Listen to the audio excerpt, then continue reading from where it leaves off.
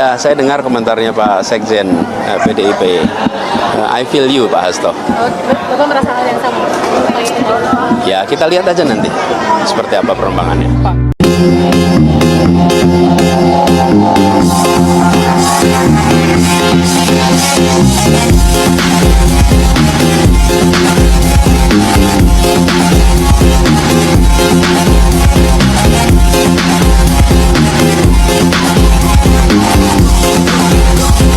Kasihan deh PDI Perjuangan, dikungkung, ditelikung, tinggal sendirian gitu. Wah, yang lain apa namanya? Kim Plus. Nek Kim Plus tuh plusnya apa yuk? Oh gitu. Tahu nggak? Karena aku tadi bilang setiap warga negara mempunyai hak yang sama di mata hukum. Jadi kenapa ada pemilu langsung? Supaya rakyat itu menjadi hakim tertinggi. Dialah dengan hati nuraninya, dengan pikirannya akan memilih pemimpinnya, diizinkan, dan orang harusnya menerima hal itu. Mahkamah Konstitusi memutuskan mengubah ambang batas pencalonan kepala daerah yang dimohonkan oleh Partai Buruh dan Gelora. Hari ini MK memutus kira-kira sekitar 18 perkara yang terkait dengan pilkada. Salah satunya adalah perkara nomor 60 yang diajukan oleh Partai Buruh dan Partai Gelora. Nah, alhamdulillah hari ini MK mengabulkan permohonan kami. Walaupun hasil putusannya itu tidak persis sama dengan yang kami usulkan. Jadi berdasarkan putusan MK hari ini, untuk threshold atau ambang batas pencalonan paslon di pilkada tidak lagi dihitung dalam 20% kursi atau 25% suara. Jadi alternatif kan 20% kursi atau 20% suara. Nah, 20% suara ini menjadi persoalan karena dianggap dalam permohonan kami itu kami sandingkan dengan calon perseorangan yang ternyata nggak adil. Sebab itu kata MK, biar adil maka kalau pakai suaranya itu dihitung dengan berbasis kepada DPT dulu. Jadi cara menghitungnya adalah faktor pengalinya DPT. Dilihat dulu besaran DPT-nya. Jadi contoh misalnya Provinsi DKI Jakarta itu DPT-nya sekitar 8,2 juta. Kalau 8,2 juta kata MK, maka syarat mengusung calon itu cukup parpol atau koalisi parpol, gabungan parpol 7,5%. Syarat ini jauh menjadi sangat berubah drastis, melorot menjadi sangat ringan. Ringannya kalau dibandingkan sebelumnya artinya ya, tapi menjadi adil jika dibandingkan dengan perseorangan. Nah, kalau begitu ceritanya, maka tentu saja ada banyak daerah yang konstelasinya bisa saja berubah. Seperti kami sudah prediksi dari awal, kami yakin bahwa ini akan dikabulkan oleh MK. Dan hasil putusan ini nampaknya ya di banyak daerah itu akan mempengaruhi konstelasi, bisa jadi juga SK-SK persetujuan yang sudah diberikan oleh pimpinan pusat partai kepada pasangan calon tertentu itu bisa tersebar. Sehingga dampaknya adalah satu, kemungkinan terjadinya satu pasangan calon melawan kotak kosong itu akan hampir mustahil terjadi. Bisa saja terjadi tapi sangat kecil kemungkinan, diminimalisir oleh putusan MK ini. Yang kedua adalah dengan adanya syarat ini maka parpol tidak lagi quote and quote itu dipaksa berkoalisi sepanjang dia memenuhi ambang batas yang dilihat faktornya pada DPT tadi itu. Nah, kalau begitu ceritanya maka di parpol-parpol non-seat seperti yang kami ajukan, yaitu parpol yang tidak mempunyai kursi DPRD di provinsi atau kabupaten kota, itu akan banyak terjadi koalisi. Kami menduga akan banyak terjadi koalisi karena patut teman-teman ketahui banyak partai non-seat di Indonesia ini itu kalau diakumulasi hampir 25%. Sekarang syaratnya MK kan nggak perlu 25%, ya kan? Ada yang 10%, 7,5%, 6,5% sesuai dengan besaran DPT-nya. Oleh sebab itu, parpol-parpol non-seat ya, dengan semangat yang sama, bisa saja mereka mengusung calon baru yang mungkin saja berpindah dari yang sekarang mereka sudah bangun.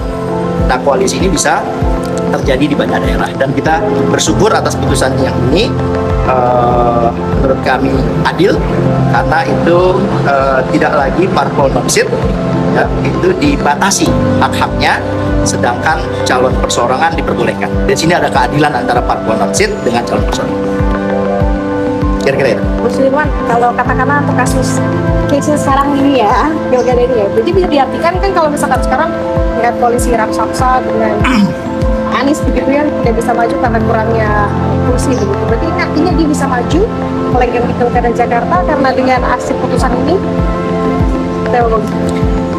Kalau kasus per kasus misalnya di Jakarta, saya tentu tidak bisa berkomentar. Kan itu harus dilihat juga apakah ada partai yang bisa memenuhi itu di luar dari yang sudah berkoalisi ya.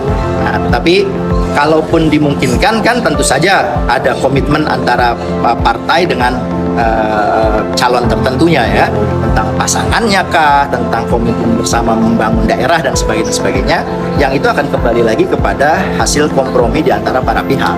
Nah, saya tidak masuk dalam kasus per kasus seperti kayak DKI Jakarta, tapi kalau kita melihat pada putusan MK ini, memang calon-calon yang selama ini belakangan ini diprediksi gagal melaju itu berpotensi atau potensial bisa diusung oleh partai yang cukup memperoleh suara sekitar 7,5%. Oke, begitupun dengan partai kita katakanlah PDI lah begitu ya, misalkan kalau misalkan mencalonkan bisa juga di putusan ini. Saya atas nama Partai Buruh, saya bicara Partai Buruh aja. Baik. Partai Buruh, kami di beberapa daerah itu ada yang suara kami itu juga hampir 6%, jadi kami hanya butuh satu partai ya untuk bisa misalnya mencalonkan satu pasangan calon di daerah tertentu. Sedangkan untuk di daerah Jakarta kami juga punya suara tetapi belum sampai 7,5%. Nanti baru kami akan putuskan dalam rapat presidium partai. Oke Bang, bisa penegasan lagi untuk syarat-syarat yang bisa maju apa saja tadi, bisa di-highlight lagi poin-poinnya? Penegasan. Dalam Undang-Undang 10 2016 di pasal 40 ayat 1 ayat 2 itu pengaturannya parpol non-seat. Jadi kan pemohon ini adalah Partai Buruh dan Partai Gelora yang meminta agar parpol non-seat di daerah tertentu, kami punya kursi tapi ada juga yang tidak punya kursi. Parpol yang tidak punya kursi di daerah tertentu itu nggak boleh dihalangi haknya untuk ikut mengusung, ikut berkoalisi. Karena Undang-Undang 10 2016 itu menghalang-halangi. Nah, oleh sebab itu kalau dia dulu kemarin pakai 25% suara, sekarang oleh MK diubah karena MK memperbandingkan dengan syarat calon perseorangan. Gitu, syarat perseorangan itu kan dengan dukungan KTP pemilih. Nah, oleh sebab itu yang paling make sense menurut MK itu harus dilihat kepada besaran populasi, jumlah penduduk dihitung pada DPT-nya, orang yang berhak memilih. DPT-nya berapa, dalam range berapa, maka ditentukan angka threshold-nya.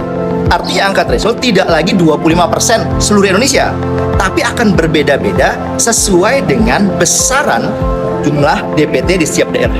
Mulai dari yang paling sedikit itu sekitar 200.000 sampai sekian, range pertama itu 10%, terus kemudian turun di 7,5%, turun lagi di 6,5%, sampai kepada semakin banyak jumlah penduduknya, maka persentasenya semakin kecil. Tapi kalau di angka penjumlahannya kan juga tetap akan besar. Itu perubahan. Oke, terakhir ya Bang, dari Partai Buruh sendiri dari putusan ini pakai Ya, pertama kami bersyukur dan seperti kami sudah prediksi bahwa MK akan mengabulkan karena kami memberikan dalil argumentasi yang cukup kuat di situ.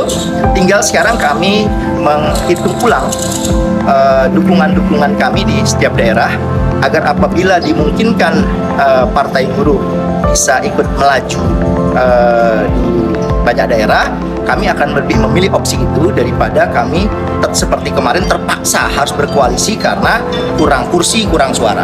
Jadi tentu bagi kami ada manfaatnya, dan saya kira ini juga akan bermanfaat bagi partai lain, bukan hanya Partai Buruh. Perlu kawan-kawan ketahui, partai-partai besar juga di sejumlah daerah itu rontok. Ada daerah misalnya seperti di Paniai, Gerindra nggak punya kursi, itu pemenang. Golkar nggak punya kursi, tapi Partai Buruh punya kursi. Itu contoh. Jadi ada daerah-daerah partai-partai besar pun itu rontok nggak punya kursi. Suaranya kecil jauh di bawah Partai Buruh. Tentu di banyak tempat kami yang kalah dari partai-partai besar. Oleh sebab itu, ini saya kira dari putusan ini, para elit partai sekarang akan mulai berhitung ulang, ya terutama pada daerah-daerah strategis.